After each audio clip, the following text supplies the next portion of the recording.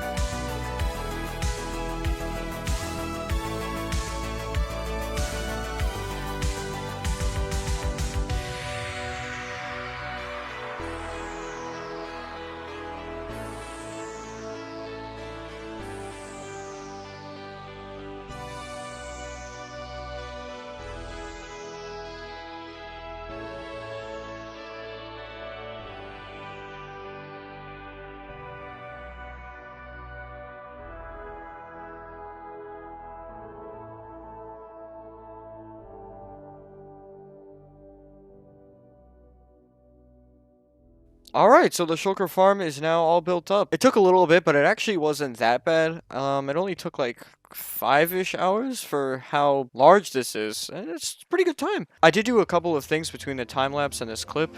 One of them being I added the snow golems in here. Problem is we still don't have any Shulkers, and that's going to be the next segment. You see, Shulkers don't naturally spawn in the overworld or the nether. They only spawn in the end.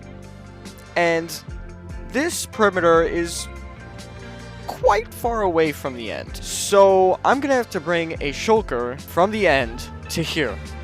I have a game plan. First of all, we're gonna need a ton of invisibility potions because if they shoot us, that's just gonna make things a lot harder. Because we have the Iceway paver that I made in the first episode, kind of crazy to think about that now, we can actually get over there pretty quickly with boats and transport them. I think the best way to do it is with a minecart. We'll grab them in the end city with a minecart and then put the minecart that they're in the boat, if that makes any sense. And then I'll just drive them back to the end portal, push them into the overworld, push them into the nether, then bring them over to this portal, and then bring them over to the perimeter portal, and then transport them with another minecart all the way up there. Oh god. Alright, so I just realized a problem. I don't know how to make an invisibility potion. I actually don't think I ever have made one. So, let me look this up real quick. Alright, it looks like I need to make a potion of night vision, which is a nether wart and a golden carrot.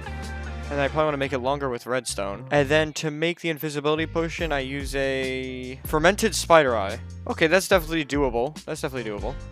Alright, I think I have everything I need. You'll see why I need the water buckets later on. And now I guess this is the more concerning part. We have raided like every end city on this highway. So I don't know if there's any Shulkers left. And if there's not, we're actually gonna have to run that machine longer, which I haven't done in such a long time. Okay, first end city.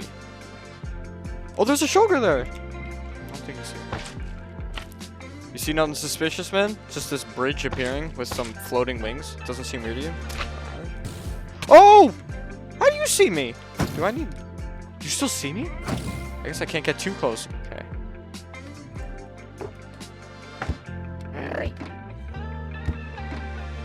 Are you out of your damn mind? Oh, hell no. Okay, maybe if we put a curve. Curves always work, right? Didn't look suspicious at all, right? Oh no. Let's go. Ah! Hey, get over here. Are you stuck on the slime block? You are. Perfect. Yeah, that rail's too much for you, isn't it? Watch, watch, watch. Oh, it's not. All right, let's give it a shot. Let's give it a shot. Go. Go. Oh. It's working. I'm gonna have to lower that volume soon. Why isn't this minecart getting in the boat? I have to rethink this, aren't I?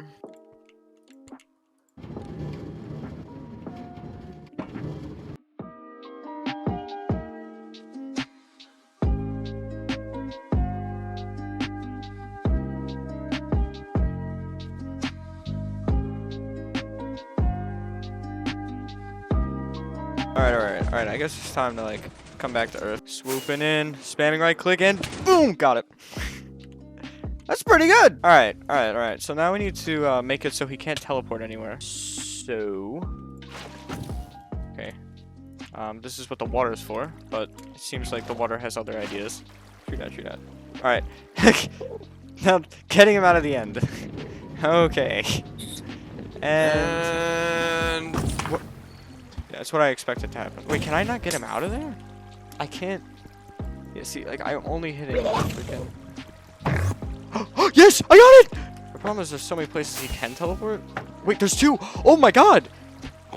He hit himself with a Shulker and a new one appeared! He just killed himself with his own bullet. Well, we have one left. Okay. I did it! Yes! They shouldn't be that hard to find. If there he is! He's already in a minecart too! What? Oh wait, never mind. We're good. No. First minecart. Oh, come on. Okay. Alright. I'm going to... Okay, cool. He's going up. Oh. Okay. Here, take this. Okay, he now has health. Alright.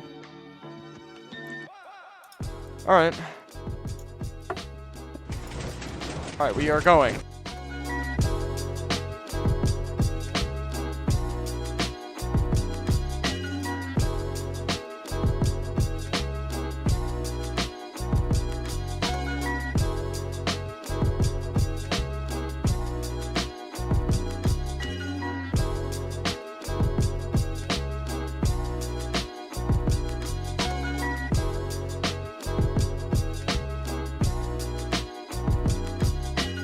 Alright, I'm gonna hit him once, okay? Just in case, just in case. Alright. Okay, watch out, he might be able to see you now. He looks like he definitely can. Okay. Okay, I'm gonna get to the switch. Okay, hold on, I'll tell you when to turn it on. Oh, this better work, man, or I'm gonna cry. Okay. Okay, that's, not optimal. So the Shulker farm is finished. Now, if you're paying close attention to the time lapse, you will notice that this looks quite different from what actually happened. You see, we ran into a lot of issues, like hours upon hours of issues. So I'm gonna go in like order of worst to best, and the worst problem was 100% portal linking. I'll tell you now, working with portal linking in 1.18 at these heights is not fun. The real problem was because the Nether's height limit was 256, whereas the overworld is 312 now in 1.18, and because of that, portal linking changed, and nothing ever works. Let's just put it that way. It just never ever works. Like, Shulkers were teleporting the chunk loaders are going into here, and it was really bad. So what I did is I moved all the chunk loading to the bottom right over here instead. And yeah, this worked perfectly. I just had to clear out a chunk loading grid underneath the perimeter area, which I think works because I think I'm going to set up a bunch of chunk loading for certain farms here so they can be running without any players on. But yeah, basically what I did is I made it so there is a long comparator delay here, and this hooks up to the Shulker minecart dispenser, so this will clean up any Shulkers it didn't get in the portal. And it also runs a chunk loader, and I send the signal down from this delay with these walls. This works because when there's a block on top, all the center wall block states change, and then I just have an observer down there that detects it. Another issue we ran into was with the snowmen over here. For some reason they were dying, and I didn't know why. And basically the fix is I just had to add another slab here. For some reason, the Shulker bullet could hit them, and it was very rare, but it could happen. So I just had another slab, and that stopped it entirely. And then this killing chamber went through like 5,000 different iterations. For some reason, I needed to waterlog that rail, and it's insane, but either way, it works. The real problem was how inconsistent it was. Like, every once in a while, it would just work for like an hour, and then every other once in a while, I guess you could say, it didn't. Oh yeah, I figured that out. I guess that's kind of like all the problems we had with this. And I can tell you now, we haven't been running this farm too long. I think we did one overnight session. Not even. It was only like 4 hours or so. And yeah, this farm works really well. As you can see, we already have a full 9 Shulker boxes filled with Shulker shells. So with the Shulker farm all finished, I'm going to end off the episode here. I hope you guys enjoyed. See ya.